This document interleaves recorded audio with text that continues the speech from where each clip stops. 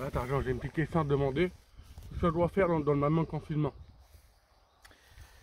Alors ça c'est une très bonne question, Denver. Qu'est-ce qu'on peut faire pendant ce confinement dans lequel beaucoup de gens sont comme un peu prisonniers si tu veux? Eh bien c'est un temps de liberté qu'on a et qu'on n'a pas pendant qu'on est en train de travailler. On est tellement pris par les affaires d'autrui qu'on part le matin jusqu'au soir et on oublie bien souvent de lire notre Bible. Donc cet encouragement que je voudrais donner à tous nos serviteurs de Dieu de notre mission, c'est de profiter de ce moment de répit que nous avons, entre guillemets, pour relire notre Bible de manière à ce que nous soyons une bénédiction quand on prêche pour les autres. Parce qu'un athlète, s'il ne s'entraîne pas, il ne réussit pas. Un serviteur de Dieu, son entraînement, c'est la parole de Dieu. Amen. Voilà, moi Tarzan, je voudrais te poser une question. Est-ce que le confinement est une défaite pour l'Église? Alors, non, Cédric, parce que le confinement, bien que le mot n'existe pas dans l'Ancien ou dans le Nouveau Testament, mais il a quand même existé. Si tu prends l'exemple de Noé, ça a été en fait le premier confiné dans son arche pendant plus d'1 an. Et ils n'ont pas vu personne pendant 1 an. Ils ont été entre les eaux pendant tous ces mois et Noé, avant son confinement, n'a pas cessé de prêcher pendant toutes les années qu'il a vécues en construisant son arche. Donc, toute chose concourt au bien de ceux qui aiment Dieu. Ce qui veut dire que ces auditeurs ont eu le temps d'écouter la parole de Dieu et eux ont pu se réjouir avec leur famille que Dieu avait protégé son peuple. Et c'est pas tout parce que dans le Nouveau Testament, tu verras que l'apôtre Saint Jean a lui aussi été confiné dans une île qui est un bagne qui s'appelle Patmos et il est resté, semble-t-il, de longs mois. Mais cet isolement qui peut paraître une défaite, en fait, elle va devenir une victoire parce qu'il va pouvoir écrire le livre de l'Apocalypse. Alors, chrétiens et chrétiennes, on est confinés, mais ce n'est pas une défaite. Remettons-nous devant Dieu. Et la question de Cédric est très bonne. Plaçons-nous devant le Seigneur pour nous remettre en question devant notre Seigneur. Gloire à Dieu. Voilà, Tarzan, moi je voudrais te poser une question. Pourquoi les chrétiens ont tant de luttes et de problèmes dans leur vie? Alors ça aussi c'est une bonne question. Je crois que la meilleure réponse, ça serait peut-être qu'on découvre ce que l'apôtre de Saint Jacques avait dit à ce sujet, je crois.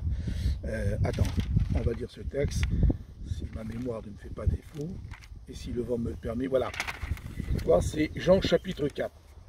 Il nous donne la réponse. Jacques dit aux chrétiens de son époque, d'où viennent les luttes et d'où viennent les querelles parmi vous? N'est-ce pas de vos passions qui combattent dans vos membres? Ce qui veut dire que ton premier ennemi en dehors du diable et du monde, c'est ton propre corps. Tu satisfais ses besoins quand il a faim, quand il a soif, quand il est fatigué. Ça, c'est des besoins légitimes. Mais maintenant, ce corps peut te demander beaucoup plus. C'est pour ça que la Bible dit de ne pas s'enivrer. Lui, il veut que tu bois le corps, mais le spirituel ne veut pas. C'est pour ça que Saint Paul dit ne vous enivrez pas de vin, c'est de la débauche. Or, toute passion qui n'est pas purifiée par le sang précieux de Jésus peut nous faire perdre notre salut. Le plaisir mondain qu'il y a dans le monde, ce qu'on ne peut pas dire, mais que vous comprenez tous, plaisir de la chair, font partie des exigences que veut le corps. Et c'est pour ça qu'il faut que notre corps, comme disait Saint Paul, offrons-le en holocauste afin d'être béni à la gloire de Dieu. C'est Romains chapitre 12. Amen. Amen. Voilà, Papou, j'aurais posé une question aussi, moi.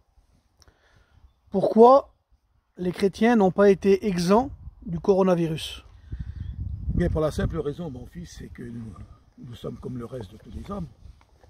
Ce n'est pas parce qu'on est chrétien que Dieu fera autour de nous un bouclier protecteur. On est victime de toutes les similitudes qu'il y a dans le monde. On a chaud, on a froid. Les microbes ne font pas de distinction entre les chrétiens et les inconvertis. La question serait aussi bête de croire qu'on peut échapper à toutes ces choses. Regarde l'Église primitive. Ils ont été dans les cirques romains, ils ont livré leur corps en pâture. Mais ce qui était différent chez eux par rapport aux autres qui étaient sacrifiés, c'est qu'eux entraient dans les arènes sanglantes en chantant des cantiques. Et on s'imagine bien, nordique, que les souffrances que nous avons actuellement dans notre mission Vie Lumière, nous ne sommes pas les seuls à les porter, puisque Regarde ce que l'apôtre Pierre a écrit, lui qui a vécu au 1er siècle et qu'il était bien au courant des souffrances de tout son peuple. Regarde l'exhortation qu'il leur dit dans la première épître qui porte son nom au chapitre 4, verset 12.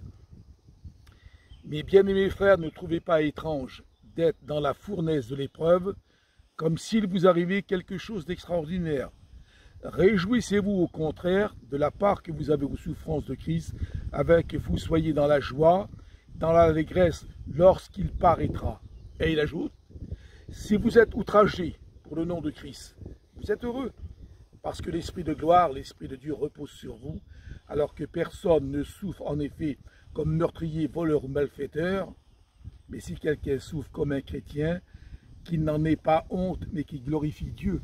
Et il dira un peu plus loin, ces mêmes souffrances sont attribuées à tous vos frères qui sont dans le monde. Alors c'est vrai qu'on est en train de vivre des moments de très grande difficulté, des problèmes cruciaux qui nous assaillent, qui nous tombent dessus. Ça nous est tombé dessus à l'improviste, comme disait Jésus, quand ces choses arriveront, elles vous tomberont au-dessus le monde comme un filet qui tombe à l'improviste. Et nous n'étions pas tellement prêts à recevoir une telle épreuve. Mais maintenant qu'on y est en plein dedans, il faut que cette défaite apparente se transforme en victoire.